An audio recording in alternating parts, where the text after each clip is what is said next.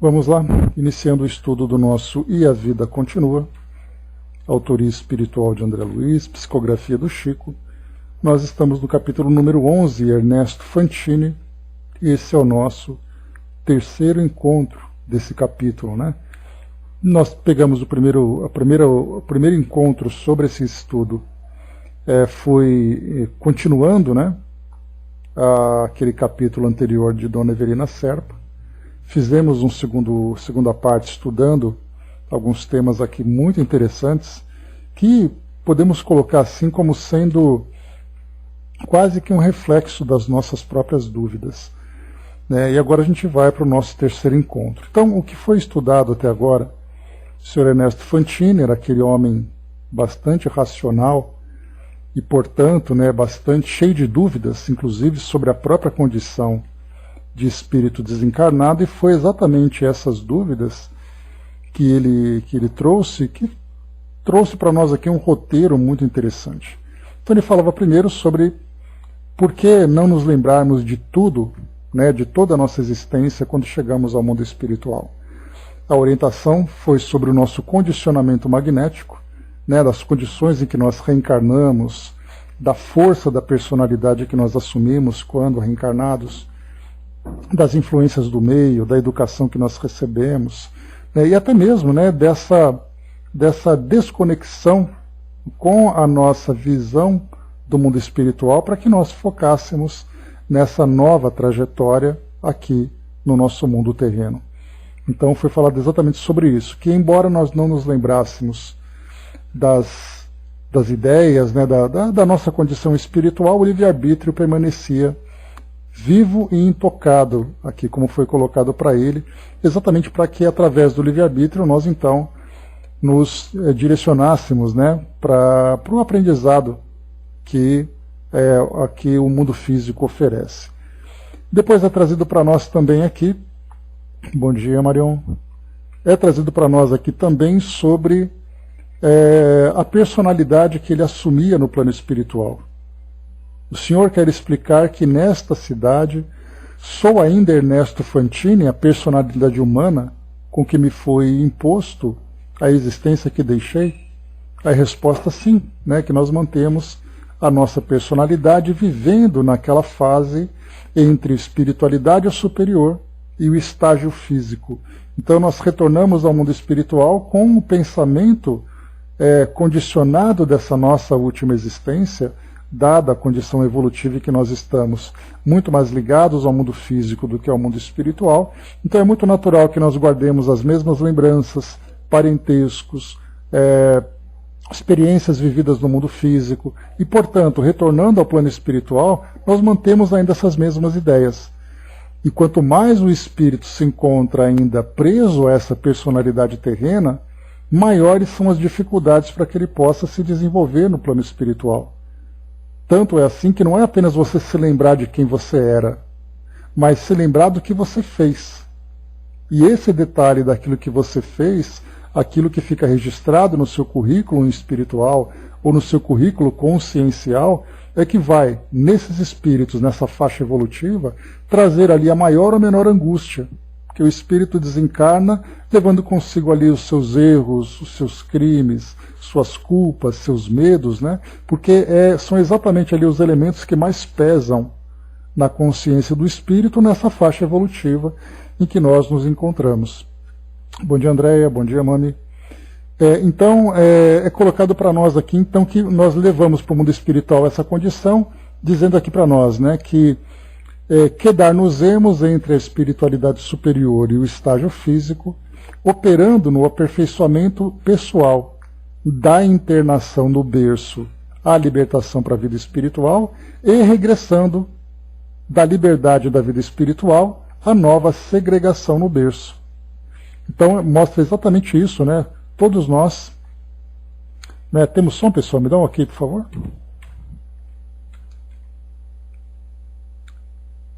Ok, obrigado. Tá tudo limpinho, né? Não tem nenhum problema, nada chiado, né? Só para saber. Ok, né? Obrigado. Belezinha. Então depois aqui, continuando ainda, né, o aprendizado,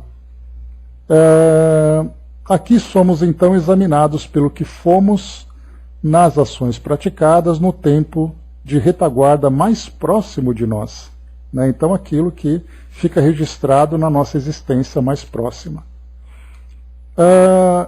Somos como éramos na ficha individual até, e foi colocado para nós, né? Até que nova reencarnação, né, chegue para nós, e aí então nós vamos assumir uma nova personalidade, começando, né, tudo de novo na formatação ali, né, da nossa consciência, né? Então nós mantemos essa mesma personalidade. Então aqui no caso, Ernesto Fantini, ele está como Ernesto Fantini no plano espiritual durante esse período da erraticidade. Quando ele então reencarnar, ele vai assumir nova personalidade, nova existência, nova vida, né, no mundo físico, novo grupo social, novas experiências, e depois que ele retorna, ele mantém essa personalidade assumida.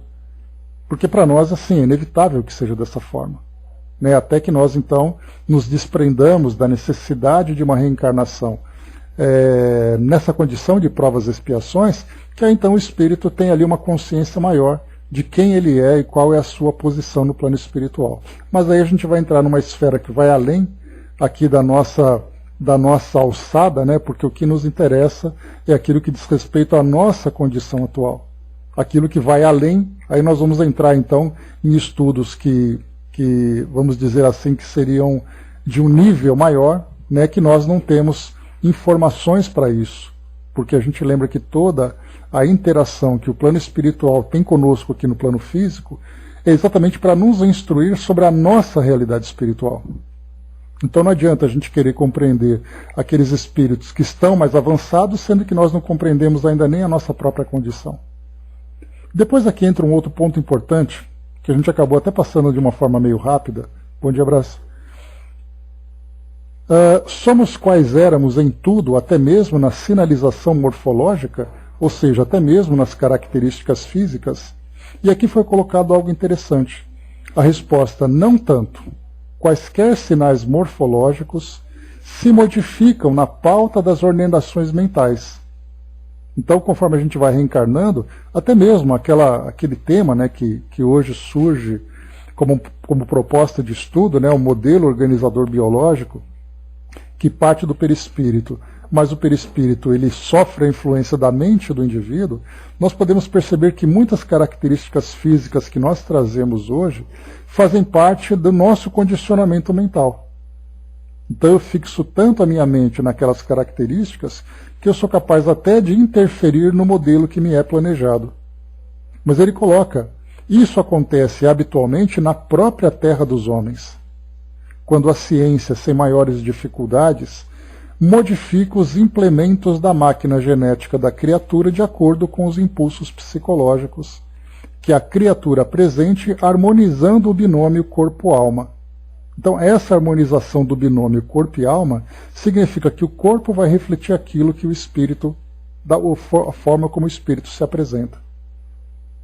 E aí depois ele coloca algo muito interessante, que a ciência produz isso tudo, que além disso não nos será lícito esquecer os serviços multiformes da plástica cirúrgica, que consegue efetuar prodígios no envoltório carnal das pessoas, quando essas pessoas mereçam as melhoras com que a ciência terrestre lhes acena generosa e otimista. E aqui o que me chamou a atenção, algo que a gente nem comentou, que não era aqui da época de André Luiz, mas a gente pode perceber hoje, por exemplo, a transição de sexualidade, né, ou a transição de gênero que nós encontramos hoje. Então não é apenas ali um detalhe plástico que é trabalhado, né, uma cirurgia para mudar as características do rosto, nós falamos sobre cirurgias corretivas, falamos sobre lipoaspiração, mas tem também essa transição de gênero, que hoje é capaz de fazer que uma pessoa com características de um determinado sexo, masculino, por exemplo, passe com as características do sexo feminino, ajustando esse binômio corpo e alma, ou seja, o psiquismo do indivíduo reencarnado traz determinadas características de gênero, mas o seu corpo traz ali uma característica diferenciada. E hoje nós já vemos isso, a sociedade já começa a aceitar isso, a nossa legislação, as nossas ciências, procurando fazer com que haja esse ajuste. E nós aqui, claro, não é do nosso interesse fazer aqui um julgamento, né, entrar no mérito da questão, se isso pode, se não pode, se vale, se não vale, porque isso diz respeito ao espírito. Porque aí vai depender do porquê ele fez isso. Qual é exatamente a sua intenção? É buscar a sua harmonização? Isso favoreceria, né, a liberação de excessos morais, né, ou excessos imorais que ele poderia alimentar? Qual é o seu propósito? O que importa para nós aqui nessa parte muito importante é que a ciência hoje trabalha de acordo com os impulsos psicológicos que a criatura apresente, harmonizando o binômio corpo e alma. Então, muito mais do que a mente também produz essa mudança nas características físicas de um espírito encarnado, a nossa própria ciência também trabalha isso fisicamente, alterando o corpo físico de acordo com o propósito que o espírito tem. A gente encontra, por exemplo, de modo até desequilibrado, pessoas que trazem ali, né, que fazem uma quantidade enorme de cirurgias plásticas para poder mudar as características pessoais, para se adequar a muitas vezes as tendências da sexualidade, da vaidade, né, e acaba se tornando até patológico. Pessoas que são recordistas de cirurgias plásticas, fazendo mais de 100 cirurgias plásticas, e a vida da pessoa gira em torno disso. Podendo, inclusive, ele ser classificado, né, na condição de uma psicopatologia. Né, a fixação que a pessoa tem por uma determinada característica. E isso traz para nós ali depois resultados dolorosos para o espírito. E aí depois daqui então ele fala sobre a culpa, né? Que ele comenta aqui que o irmão Cláudio, que foi ali o primeiro instrutor com quem ele teve contato, falando aqui sobre os espíritos que sofrem no plano espiritual, depois da desencarnação, ficando ali presos a ambientes ou condições que nós podemos falar, né, de uma condição umbralina ou de uma região umbralina.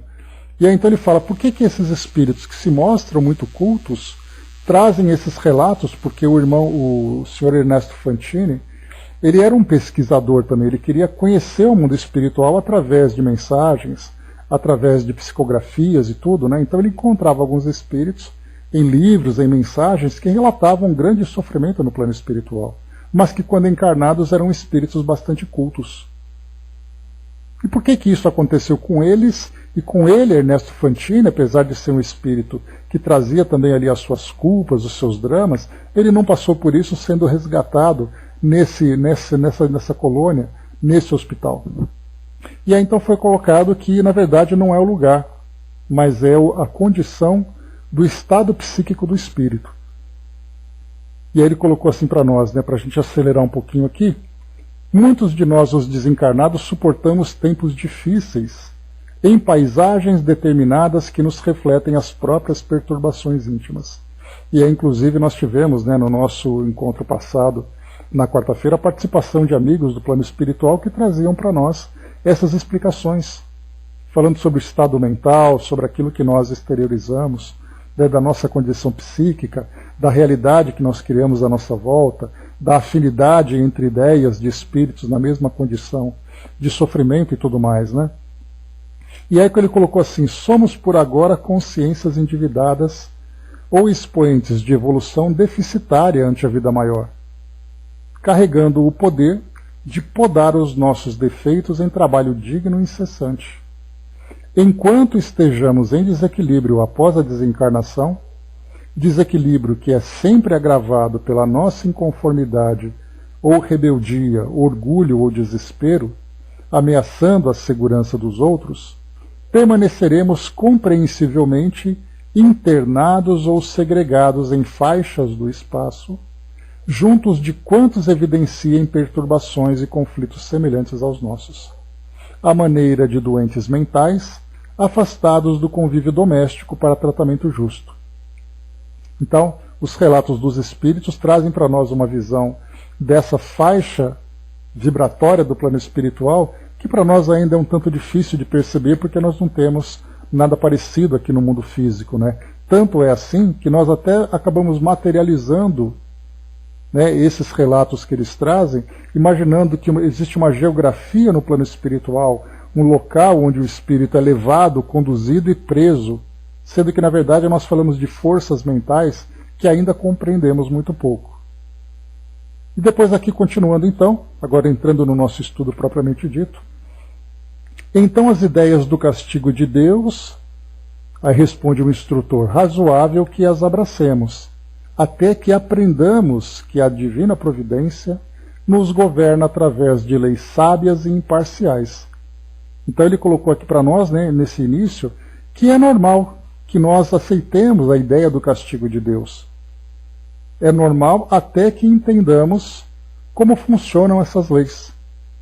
Que as leis são imparciais e sábias, e somos nós, na verdade, que somos afetados por essas leis de acordo com o modo como nós nos portamos dentro do campo mental e dentro do campo moral também. E ele continua, cada um de nós pune a si mesmo nos artigos dos estatutos excelsos que haja infringido. Quando ele fala estatutos excelsos, é como se nós tivéssemos ali, né, um código de leis, né, como se fosse ali um código penal. Mas na verdade é um código moral. Cada vez que nós infringimos algumas desses artigos que existem nesses códigos morais, nós então respondemos pelas consequências, causa e efeito. Se nós ofendemos, temos que trabalhar essa ofensa. Se nós negligenciamos, temos que trabalhar a negligência. Se nós alimentamos o nosso orgulho, temos que trabalhar esse orgulho cultivando o oposto, que é a humildade. E assim vai. Nas viciações, na lesão a nós mesmos, na lesão aos nossos semelhantes, no desequilíbrio que nós provocamos em qualquer ambiente onde nós estejamos. Se esses estatutos primam pelo equilíbrio universal, cada vez que nós provocamos um desequilíbrio, uma desarmonia, há o trabalho de nós fazermos com que haja de novo essa reconstrução daquilo que nós destruímos. A justiça eterna, diz aqui para nós o instrutor, funciona no foro íntimo de cada criatura, determinando que a responsabilidade seja graduada no tamanho do conhecimento. Olha outro detalhe importante também. A quem muito foi dado, muito será cobrado. Então aquele indivíduo que comete ali o equívoco, que pratica essa infração a esses estatutos excelsos, conforme o grau de consciência que ele tem daquilo que ele faz, ele sabe que é errado e mesmo assim ele faz, o seu drama será maior, a cobrança será muito maior. E será muito maior pela cobrança da própria consciência. Não a ideia de nós termos ali um exército de carrascos, né, nos esperando no plano espiritual para nos colocar naquele tormento eterno. Na verdade somos nós, né? Quanto mais consciência nós adquirimos, maior é a visão que nós temos do erro que foi praticado. Instrutor Ribas, como definir desse modo o inferno engenhado pelas religiões do planeta? Bom dia, Sandra. Aqui então vem uma parte importante, já que nós falamos em justiça eterna, nós vamos pensar em punição eterna e, consequentemente, vamos falar também sobre um local de penas eternas, construído pelas religiões do planeta. Então ele vai dizer assim para nós: reportemo-nos a isso com o respeito que o assunto nos reclama, porque para milhões de almas o desconforto mental a que se entregam, ao lado de outras nas mesmas condições, é perfeitamente comparável ao sofrimento do inferno teológico, imaginado pelas crenças humanas. A rigor, porém, e atentos à realidade de que Deus jamais nos abandona, o inferno deve ser interpretado na categoria de hospício, onde amargamos as consequências de faltas, no fundo cometidas contra nós mesmos. E aqui então é bem interessante a gente perceber que esse inferno teológico que nós colocamos, né, claro que é uma questão cultural de interpretações que foram feitas, né, por exemplo, quando se falava sobre a Geena, né, aquele local, naquela região onde Jesus vivia, que era aquele local onde se fazia ali, né, a incineração do lixo coletado na cidade. Então foi um simbolismo utilizado que a alma seria queimada da mesma forma que o lixo é queimado. E a partir dali, então, juntando a interpretação que foi feita, juntando a parte de traduções, a parte cultural, somado tudo isso à criatividade humana, nós criamos então o inferno e todos aqueles que habitam esse local como sendo uma realidade. E aqui então a explicação que é colocada para nós, não do inferno em si, mas da condição infernal existente na consciência de cada um. Quanto mais perturbado o espírito é, mais intensa é essa condição infernal que ele mesmo cria. E aí então nós passamos a sair da geografia e passamos a observar a nossa condição interior. E ele diz ainda, fácil perceber que a área de espaço em que nos demoremos nessa desoladora situação venha a retratar os quadros mentais infelizes que criamos e projetamos ao redor de nós. Então o espírito, no plano espiritual, ele vai levar exatamente ali o conteúdo das suas próprias crenças. E aí, juntando tudo isso, tem ali os seus dramas de consciência, e aí temos ali a fórmula perfeita para criar esse espaço infernal que ele acredita existir. Então é muito interessante a gente perceber que até mesmo essas definições que são trazidas, né, André Luiz trazendo para nós sobre umbral, Camilo Cândido Botelho falando sobre Vale dos Suicidas, outros espíritos falando sobre diversas regiões que existem no plano espiritual, como sendo exatamente ali ambientes que existem materialmente e o espírito é conduzido até lá. Mas sabendo que tudo isso é fruto da criação mental, falando sobre a lei de afinidade, essa força do pensamento e tudo mais, a gente vai perceber que são, na verdade, construções dentro de nós mesmos que acabam depois exteriorizando. Mas ainda assim, como eu comentei, é muito difícil da gente interpretar isso dentro da nossa visão. Porque nós não temos paralelo aqui no mundo físico que fale sobre ambientes tão abstratos criados por força do pensamento e a força da vontade do espírito, mesmo que essa vontade se volte contra ele próprio. E aí então a gente vai tentar encontrar alguma coisa que acaba se equivocando, fazendo consequentemente uma interpretação diferente da realidade. E isso acaba afetando inclusive os próprios espíritos que tentam trazer para nós essa visão. A gente lembra, né, comentando certa vez, né, sobre que Carlos Bacelli, trazendo para nós a psicografia num relato no mundo espiritual, ele falava, né, sobre, na verdade quem falava era o Dr. Inácio, se eu não me engano, que era o espírito que trabalhava com ele, falava da grande dificuldade que existe no plano espiritual para os espíritos que se comunicam com os encarnados, de achar as palavras certas, de achar as colocações certas, né, as comparações certas, né? Então, muitas vezes fazendo uma comparação, porque o próprio espírito, tendo ainda uma visão muito sólida do mundo material, no ambiente onde agora ele se encontra, ele vai querer julgar, analisar aquilo que ele está vendo com as palavras e com as referências que ele trouxe do plano físico. E aí nós, do lado de cá, aceitamos isso ao pé da letra, fazendo com que todo esse ambiente do plano espiritual se transforme também ali uma extensão do mundo físico. E na verdade não é assim. Então, para aquilo que nós não conseguimos definir com clareza, é melhor aguardar, entender exatamente essa realidade e depois, então, fazermos ali, né, a análise certa quando estivermos na devida condição. André colocou, né, por vezes é difícil entender e conseguir ajudar uma pessoa que tem tudo, casa, trabalho e saúde, e consiga viver em profundo desgosto de vida e se achando em vida infeliz. Para ajudar é um parto. Sim, porque primeiro ela precisa se convencer, né? Então as pessoas, ninguém convence ninguém, as pessoas que se convencem, né? Então para que ela possa mudar essa realidade, ela tem que mudar aquilo que existe dentro dela. E a gente não sabe exatamente qual é o conteúdo, qual é a profundidade, qual é a extensão daquilo que ela está trazendo. Que traz de experiências anteriores dessa mesma existência, ou de existências que vão além dessa atual. E isso se manifesta nesse momento em que ele está existindo, né? Exato, né? Então é terapia, né? Mas até mesmo a gente percebe que a própria terapia se tornará uma ferramenta mais eficaz conforme as próprias ciências humanas se espiritualizarem. E aí então vai ser trabalhado o espírito em si, e não simplesmente a realidade que ele está vivendo agora, né? Então temos muito ainda para se trabalhar, né, no espírito, que traz esse desequilíbrio. E até no plano espiritual é assim.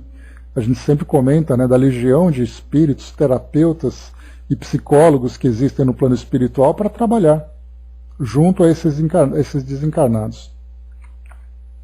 Vamos em frente. Diz aqui o Sr. Ernesto: ouso aprofundar-me em tantas inquirições por achar-me convencido de que positivamente não mereço a generosidade com que me acolhem. Tenho desfrutado aqui uma tranquilidade que não esperava, porquanto transporto comigo doloroso problema de consciência. Então a gente viu que tanto a Dona Evelina como o Sr. Ernesto, os dois traziam ali, né, problemas, dificuldades, dramas das suas últimas existências, e ficaram surpresos de se encontrarem num ambiente tão acolhedor, com pessoas que os tratam, né, com tanta dignidade, apesar de terem vivido tudo isso. E é o que ele coloca exatamente aqui. Eu fico surpreso, que eu quero perguntar tudo porque eu não me sinto merecedor de tudo isso. E aqui então uma resposta muito interessante. Uma das funções de nosso instituto é precisamente apoiar os irmãos desencarnados que surgem aqui sem qualquer prejuízo na própria integridade moral, mas carregando consigo complexos de culpa, suscetíveis de arrojá-los em alterações de maior vulto. Então a gente já conseguiu delinear o perfil dessa instituição. Aqueles indivíduos que desencarnam, mas não desencarnam com a consciência tranquila, trazem ali, né, as pendências, né, aqueles dramas que ficam ali ocultos nas suas consciências, e esse local é um local, digamos assim, em que uma das suas funções é um local terapêutico, mas é aquela terapia de trabalhar exatamente essas culpas que eles trazem. E ele continua: o socorro de nossa casa faz-se tanto mais eficaz, quanto mais força de fé patenteia a criatura na possibilidade de superação das fraquezas que nos são peculiares. Ou seja, né, para que o socorro seja oferecido, aí entra o que você colocou, Andréia, que você oferece a ajuda, mas para que essa ajuda tenha o efeito, o espírito precisa estar disposto a aceitar. Quando ele desencarna e se apresenta com aquela tendência à autopunição, aí então a terapia se torna menos eficaz, mais demorada e mais trabalhosa. E isso quando o espírito, ao desencarnar, já não se sintoniza com essas faixas onde existe grande sofrimento, que para ele, na verdade, é um grande expurgo. André Luiz viveu isso durante todo aquele tempo.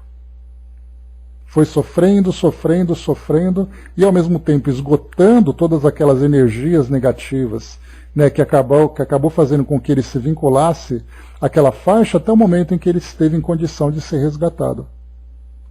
E ali então nós vamos encontrar, em todos os relatos que nós vimos em outras obras, ambientes no plano espiritual, faixas vibratórias no plano espiritual, em que existe um sofrimento quase que indescritível. Tamanha profundidade, tamanho enraizamento, né, daquilo que o espírito traz na sua consciência. E ele continua: a sua estrutura psicológica, aí falando para ele próprio, né, para o Sr. Ernesto, né, a sua estrutura psicológica imunizou-o contra os delírios de muita gente boa e digna que às vezes se obriga há muito tempo nas aflições purgativas dos grandes manicômios a que nos referimos, sanando os desequilíbrios a que se desempenham em muitos casos por haverem dado orientação falsa ao amor de que se nutriam. Então, no caso dele aqui, esse equilíbrio que ele apresentou, apesar de trazer ali, né, só o fato dele estar nessa colônia sendo atendido já mostra que não é um espírito com a consciência depurada. A gente vai ver, por exemplo, né, fazendo uma comparação com Maria João de Deus, que apesar de ter vivido ali aquelas dificuldades no início, da sua adaptação ao plano espiritual era muito mais porque ela não queria se desapegar dos filhos, né, do que ela trazendo algum tipo de culpa.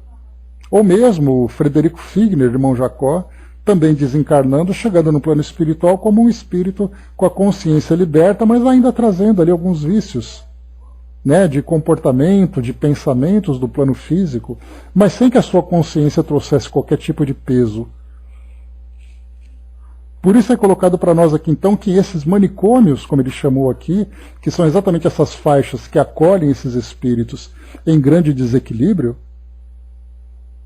é exatamente ali que tiveram como causa uma orientação falsa ao amor de que se nutriam. Aí a gente vai lembrar aquela mensagem do Chico, que falava, por exemplo, que o ódio é o amor adoecido. E aí ele falava sobre o amor nas suas diversas facetas, né? E nesse caso aqui, quando o espírito então comete, né, esse desequilíbrio de usar esse sentimento de um modo equivocado, na verdade ele cria um sofrimento não apenas para os outros, mas também para si mesmo. Entregou-se Ribas à ligeira pausa e sorriu e alegou: ainda assim, apesar do seu índice admirável de resistência, porque o Sr. Ernesto ainda resistia à ideia de estar desencarnado, né? O irmão não está seguro contra os resultados de seus próprios atos e deve aprestar-se a fim de ser defrontado por eles. Então ele está assim agindo com a razão, mas intimamente ainda tem ali aquele espaço, né, aquele vácuo que precisa ser preenchido. Esclareça-me, por favor. Né? Então, lembrando que o espírito que chega, né, com toda a razão, com clareza de raciocínio, com muita inteligência, isso não substitui a depuração da sua própria consciência.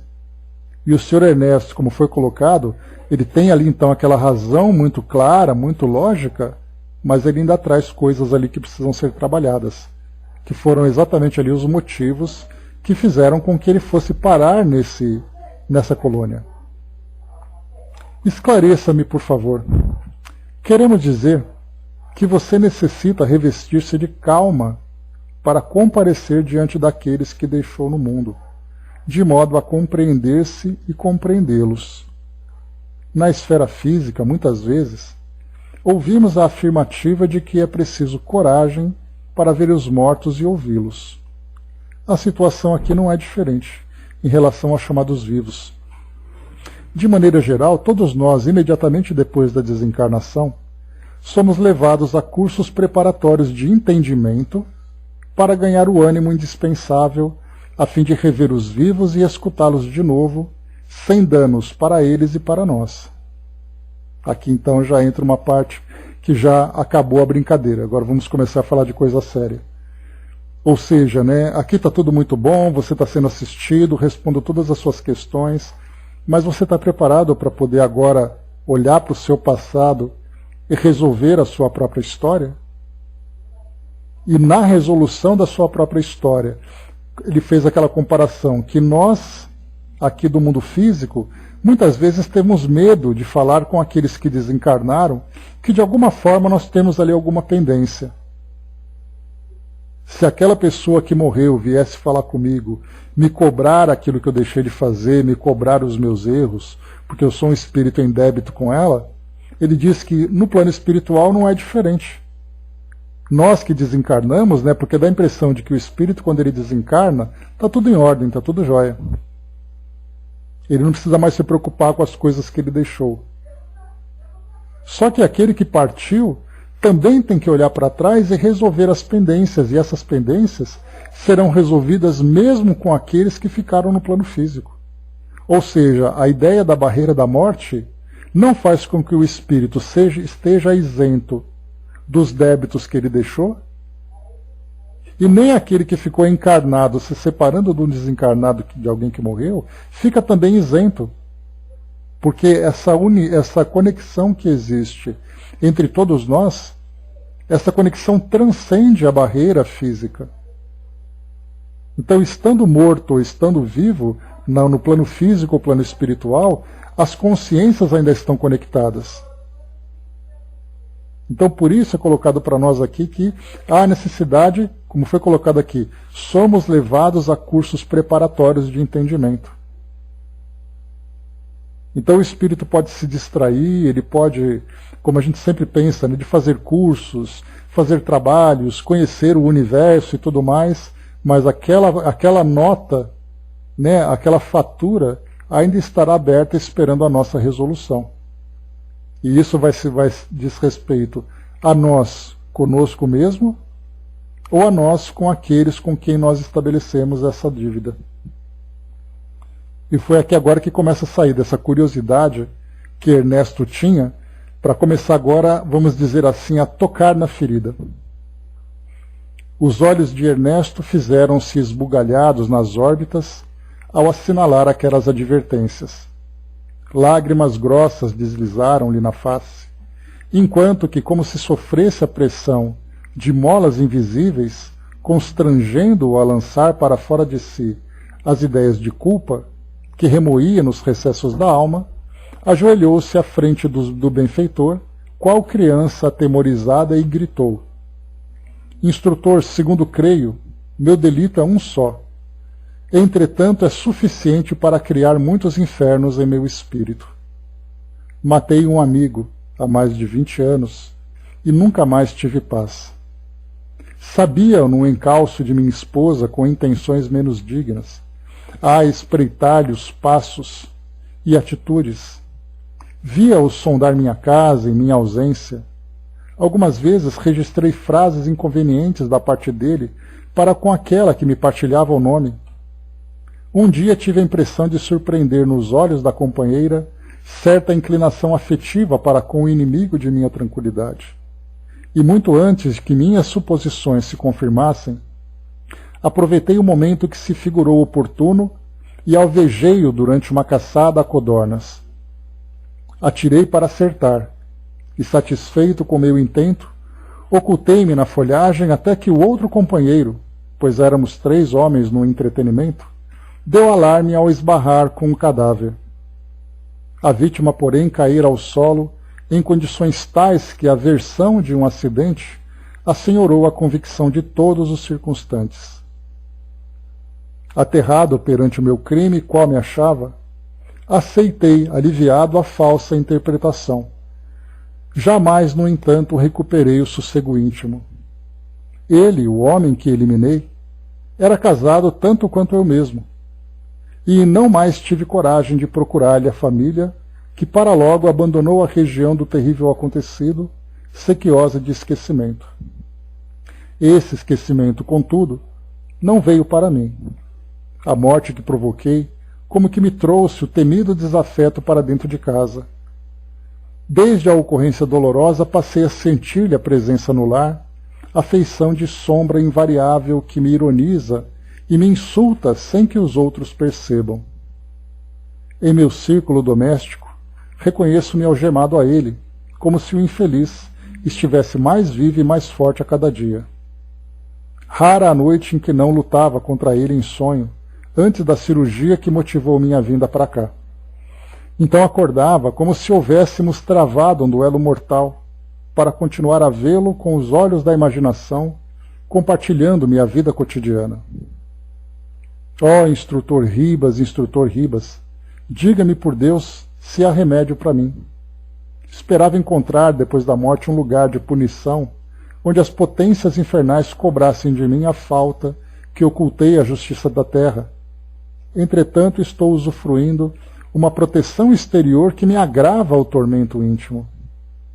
Oh, meu amigo, que será então de mim, que não mais consigo suportar a mim mesmo? Então aqui vem um relato para nós, né, de qual era exatamente ali o motivo dele estar naquele local e por que estar naquela condição.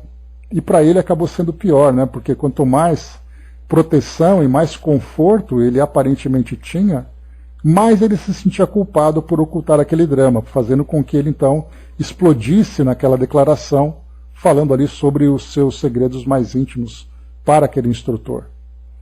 Dudu colocou, né, desencarnar é levar uma dívida profunda com erros enormes e erros pequenos, sem cashback, né, mas a nota fiscal vem trazendo toda a nossa compra revertida em aprendizado de vidas que chegarão sempre à frente desses erros, né? E de fato é assim, né? Porque mesmo que o espírito procure ocultar de si mesmo, ocultar dos outros, né, aquilo que foi praticado, no plano espiritual isso se torna muito claro, até por uma questão de sintonia. Porque conforme a gente armazena dentro de nós mesmos essas ideias de desequilíbrio, de culpa, nós naturalmente irradiamos sintonias dessa mesma natureza, estando na mesma frequência que outros. E a gente percebe que é bem interessante que André Luiz relatava que nessas faixas inferiores, pessoas, né, que traziam ali uma aparente tranquilidade estavam nesses locais. E ele falava assim, mas não é justo que eu esteja aqui porque eu sou uma pessoa boa, eu fui uma pessoa boa. E aí a resposta era muito clara, né? Você tanto não era tão bom como imaginava que você está nesse lugar. Se você não estivesse aqui, você não teria motivo para fazer isso. Então, quando nós chegamos no plano espiritual, muito mais do que a culpa, vem também ali da capacidade que nós temos de autoaceitação, de auto-perdão e de vontade de correção. Porque quanto mais rebelde o espírito é, ou quanto maior o desequilíbrio que ele apresente perante a própria consciência, mais tempo ele demorará para se reequilibrar. Então a questão não é chegarmos no mundo espiritual levando uma culpa. É chegarmos no mundo espiritual com disposição de resolver essa pendência e seguir em frente. Aqueles que não conseguem, que resistem, que se revoltam, que se atormentam, são esses que acabam depois criando seus próprios infernos. Então, mais uma vez, né, o problema não é o que você leva para o mundo espiritual na sua consciência. É o que você deseja fazer com isso. Tanto é assim que nós encontramos, né, a senhorita, a dona Evelina, como também aqui o senhor Ernesto, os dois naquela colônia, que é uma colônia terapêutica, para trabalhar nesses dramas de consciência, e os dois estão ali em condições, mas nem por isso eles deixam de sofrer. Porque está presente ali na consciência dele, nos seus corações, tudo aquilo que causa esse tormento. Mas eles demonstram ali, né, erraram por um desequilíbrio, não foi pela vontade de errar. Porque quanto maior a consciência que o espírito tem do erro que ele pratica, maior será a cobrança sobre ele, como nós vimos. E aqui nesse caso, ambos, né, no caso dela, ela trazia uma mágoa muito grande com relação ao esposo, pela forma como eles viveram, né? Depois da perda do bebê, ele acabou criando uma relação paralela, e ela acabou ficando meio que relegada ali, né, apenas a convivência fria naquela relação, e ela não perdoava o esposo. Esse foi o drama dela. E no caso desse aqui que a gente viu agora, foi o crime que ele cometeu. Mas ambos tiveram ali motivos que não foi aquela ideia assim, olha, eu sinto esse ódio dentro de mim. Na verdade, foi um momento de impulso, de fraqueza que gerou tudo isso. Até isso também. Você cometeu um deslize? Cometi. Qual foi a sua intenção real? Pois é, a gente vai se encontrar do outro lado, André. Todo mundo no mesmo lugar e a gente vai se impulsionando para poder resolver essas pendências, né? Então é muito importante a gente perceber isso, que tem pessoas que, por exemplo, nós encontramos, né, na nossa sociedade, pessoas que cometem crimes, por exemplo, que fazem isso com intenção e querendo justificar os seus atos. E aí nós vamos encontrar espíritos endurecidos, diferentemente, lá no livro Céu e Inferno, dos criminosos arrependidos. São criminosos que se acham injustiçados. Enquanto que outros, motivados por determinados impulsos, criaram situações negativas que terão que resolver. Mas como aquilo foi um impulso, não foi realmente algo que faz parte da sua natureza, eles estão em condições de se reabilitar com mais facilidade. Vamos em frente. Assim dizendo, Fantine abraçou seu mentor, soluçando qual menino desamparado suplicando refúgio. Então a gente viu, né, que aquele homem, né, sólido, altivo, com toda a razão, dono de si mesmo, de repente, quando você toca no ponto mais doloroso, ele se desmonta. O instrutor acolheu-o no seu regaço paternal e consolou-o. Asserena-te, meu filho. Somos espíritos eternos e Deus, nosso Pai, não nos deixará sem arrimo. Aqui só para a gente lembrar que tanto Dona Evelina como Ernesto, os dois tinham ido para essa sessão de terapia, né, naquela clínica psiquiátrica do Instituto. Né, e aí então, quando o Fantini foi convidado, ele falou, eu vou lá para ver o que vai dar. Aí primeiro foi a Dona Evelina, conforme ela foi conversando, saiu de lá banhada de lágrimas, né, porque aí começou a florar de dentro dela todas as lembranças e todos os sentimentos represados, sentimentos esses bastante negativos, né, de mágoa, de decepção e tudo mais. E o Sr. Fantini foi ali todo o senhor de si, embora trazendo na sua consciência o registro do crime que ele praticou. E naquele momento, né, porque a gente lembra que não é apenas você estar na frente de alguém e começar a contar a sua história. Né, a presença daquela pessoa, a vibração que ela irradia, o ambiente onde você se encontra, tudo isso favorece que o espírito vá naturalmente quebrando as barreiras que ele mesmo criou.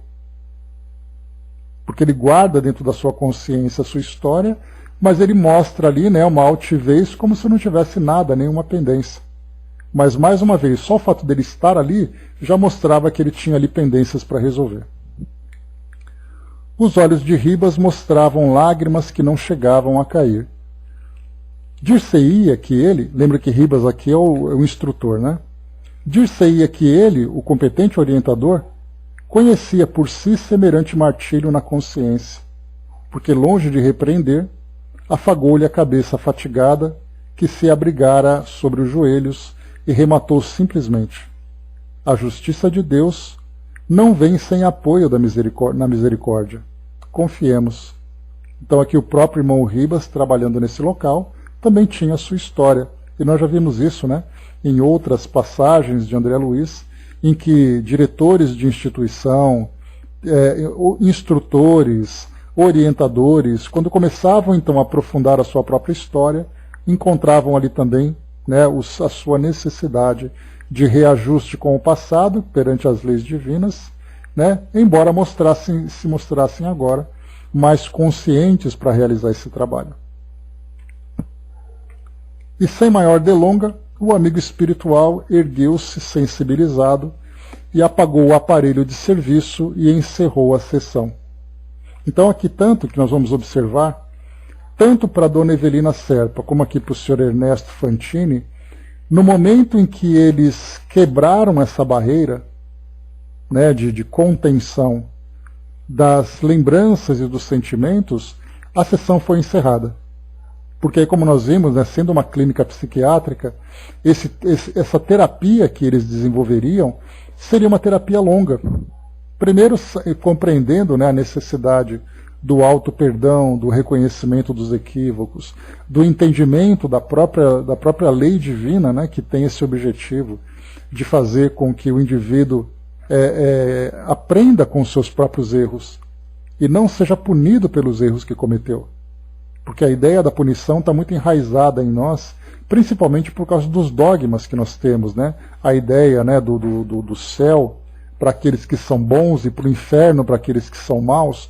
E é até bem interessante, né, de como, podemos dizer, de como ainda são infantis as imagens que nós construímos, né?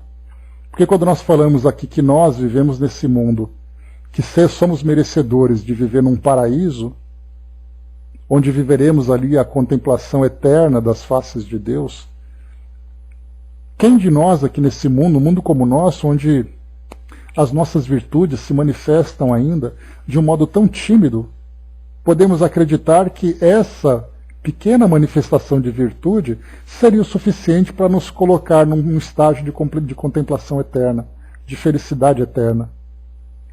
E isso mostra exatamente, né, como nós desconhecemos ainda o que são as verdadeiras virtudes, a sua profundidade, a sua extensão, a sua própria pureza, como Jesus trouxe para nós. Porque quando nós falamos assim, qual é a maior referência de virtude que nós temos? Não porque os espíritos disseram lá na questão 624 ou 625, não me recordo do Livro dos Espíritos, né, qual é o modelo que nós podemos observar aqui no nosso mundo? Vede Jesus. Então, ele sendo para nós esse modelo de virtude, né, nós pensamos qual é a distância que nós estamos ainda dele. E não é à toa, né, quando nós vemos assim o Chico, né, nas suas experiências aqui no nosso mundo e nos relatos que ele trazia, né, quem teve oportunidade na última sexta-feira assistir, né, aquela homenagem, aquela sessão solene lá no Senado Federal, em que eles estavam fazendo ali a lembrança, né, dos 20 anos da desencarnação do Chico, que foi lá em 2002, né, então alguns dos participantes traziam ali os seus depoimentos de lembranças, de histórias do Chico, né? E ele falava que ele era tão pequenininho, que ele era uma formiguinha, que ele era só um verme. Não era só um discurso vazio. Se nós pensarmos, por exemplo, que nós estamos aqui encarnados, 625, né? Obrigado.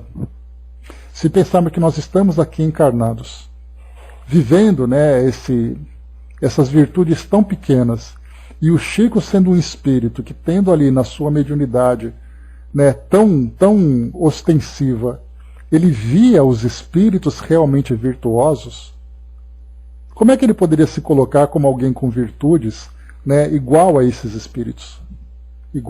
espíritos? De pensar, por exemplo, não, eu sou uma pessoa muito generosa, eu sou uma pessoa muito boa, e de repente ele vê espíritos ali, que não apenas aqueles conhecidos, né, que a gente sempre vê na literatura, porque a gente acredita que o mundo espiritual gira em torno dos espíritos que o Chico psicografava. Que na verdade eram espíritos ali que estavam junto dele, que estavam atuando, socorrendo outros, né? Imaginar, por exemplo, que ele estava ali naquele, né, nas reuniões públicas, vendo ali a quantidade de espíritos que estavam resgatando espíritos sofredores, espíritos que irradiavam a luz de virtude, a luz de pureza, e mesmo assim espíritos distantes, né, da verdadeira virtude, mas que irradiavam aquela luz, e de repente ele olhava para si mesmo, como é que ele teria coragem de dizer, diante desses espíritos, né? Imagina que nós estamos aqui parados, olhando para os nossos amigos encarnados, e atrás desses encarnados aquela legião de espíritos que irradiam aquela luz toda. Que coragem que ele tinha de dizer para alguém que ele tinha alguma virtude, se comparado com aqueles. Então é claro que para nós, né, ele era realmente uma referência, mas por isso que ele se colocava, não era uma falsa humildade, era verdadeiro. Quando ele falava, eu significo tão pouco, porque ele psicografava e as pessoas elogiavam a capacidade de psicografia dele, mas na verdade ele estava escrevendo um texto que um espírito estava do lado dele, que mostrava uma virtude que ofuscava completamente a sua visão. Nossa, mas você é tão bom, Chico, porque você psicografa. Eu sou um verme, porque quem psicografa é ele aqui do lado. E aí então nós aqui, inocentemente, acreditamos que as primeiras pequenas manifestações de virtude que a gente tem faz com que nós cheguemos numa condição angelical. E condição angelical que nós conhecemos tão pouco. E ao mesmo tempo nós acreditamos nessa ideia, né, da punição eterna, acreditando que nós não temos condição de sermos redimidos, que nós não temos mais volta, que não tem mais conserto. E aí então a gente vai estudando tudo isso, mostrando que sim, os erros existem, mas a capacidade e a assistência, né, por isso que foi colocado, que para nós, ao mesmo tempo em que a justiça divina vem nos cobrar justiça, ela vem acompanhada de misericórdia. E esse relato que nós temos aqui, nesse trecho, mostra exatamente isso. Esses espíritos que chegam no plano espiritual com esses dramas de consciência, mas com oportunidade de recomeço, oportunidade de correção. E é isso que fala para nós sobre o auto-perdão. E a gente vai entendendo cada vez mais a profundidade dessa expressão, né, e da sua, né, do seu real significado. De entendermos que se auto-perdoar significa reconhecer-se, significa aprender, significa recomeçar, significa trabalho. Aí sim nós temos condições de realmente viver em afinidade com essa lei, mesmo sendo tão imperfeitos como nós somos. Não temos condições de voltar e fazer de novo, mas temos condições de começar agora e fazer diferente. É trabalhoso? Sem dúvida que é. Dependendo da forma como nós vivemos, nós teremos ali algumas existências bastante difíceis.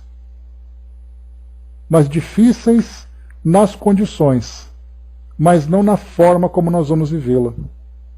porque aí sim, tendo essa consciência tranquila de que nós estamos resolvendo realmente essas questões, nós fazemos isso com muito gosto, agradecendo inclusive a oportunidade que nos foi oferecida, dizendo que graças a Deus me foi concedida essa oportunidade de recomeçar. E é por isso que eu lembro sempre, né, o espírito amigo que trazia para nós a instrução dizendo assim, né, que quantos e quantos são os espíritos que estão no plano espiritual implorando pela oportunidade de reencarnarem para poder recomeçar esse processo de reajustamento. E eles não têm permissão ainda de fazerem isso. E aqui nós estamos, todos nós encarnados, com uma programação reencarnatória que traz ali elementos sagrados, né, que nos dão essa oportunidade de recomeço, e nem sempre nós reconhecemos isso. Por isso, quanto melhor nós vivermos aqui, melhor nós cumprimos aquilo que foi planejado.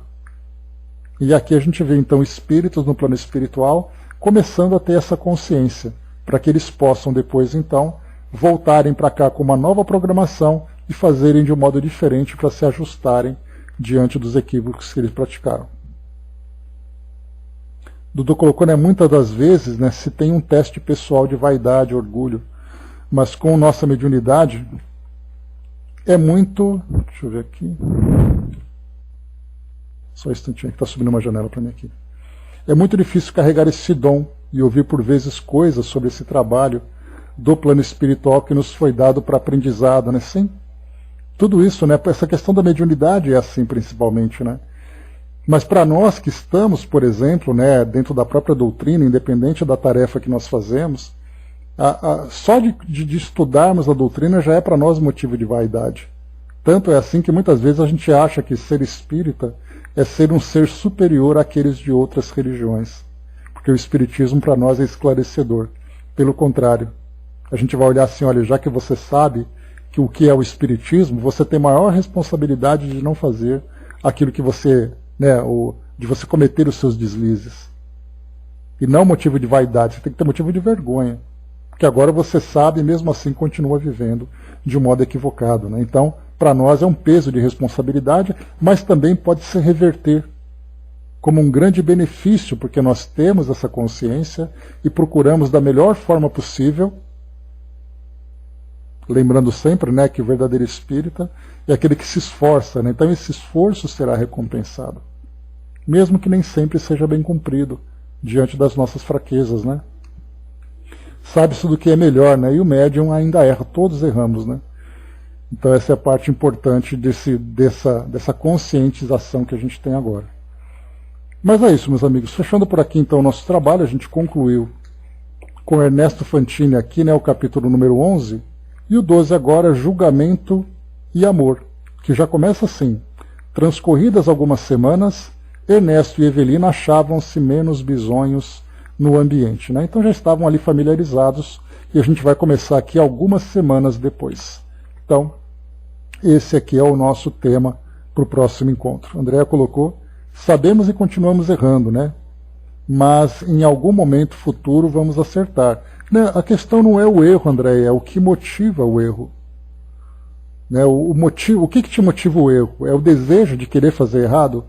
Ou é a fraqueza de não conseguir ainda conter as más inclinações? Né? Esse que é a grande questão. Tentamos acertar, não conseguimos, mas continuamos tentando.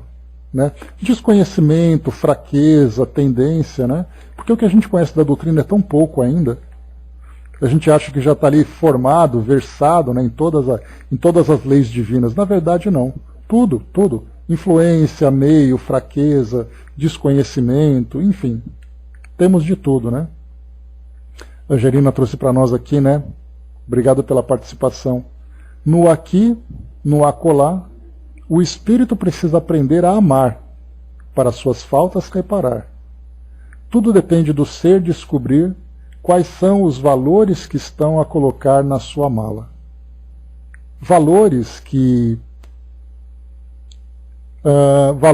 poderão ser usados somente na Terra ou valores que servirão no mundo dos espíritos. A escolha será de cada um. Né? Olha que bacana essa colocação e traz para nós exatamente isso, né? Então, se a gente pensar, virtude, né? Qual virtude que a gente tem que exatamente desenvolver? Tudo se resume ali, aprender a amar. Quando a gente aprende a amar, a gente coloca o amor em tudo que a gente faz. A gente coloca o amor no trânsito, a gente coloca o amor no banco, a gente coloca o amor dentro de casa, a gente coloca o amor no trabalho, coloca o amor vendo televisão, ouvindo notícias de todas as ordens. Então o amor é tudo. Né? Então, se a gente aprender o significado do amor e realmente fazer com que ele se torne o combustível das nossas ações, nós estamos ali reparando não apenas as faltas, mas já construindo um futuro diferente. Pensemos nisso. Daí vem... o que é o JA, que eu não sei, o Dudu, sempre esqueço. João de Anjos, tá? Daí vem João de Anjos e ele diz, toda virtude foi um dia disciplina. Né? Então, disciplina é liberdade. E a disciplina sendo liberdade, então, primeiro vamos disciplinar a nossa vida, para depois a gente desfrutar da liberdade. Se nós quisermos a liberdade antes, porque tudo tem uma ordem, né? Se nós quisermos trocar as posições, primeiro ser livre, para depois você ser bom, a gente vai quebrar a cara, né? Então, primeiro, disciplina, depois liberdade. O problema é que somos condicionados a entender que o sentimento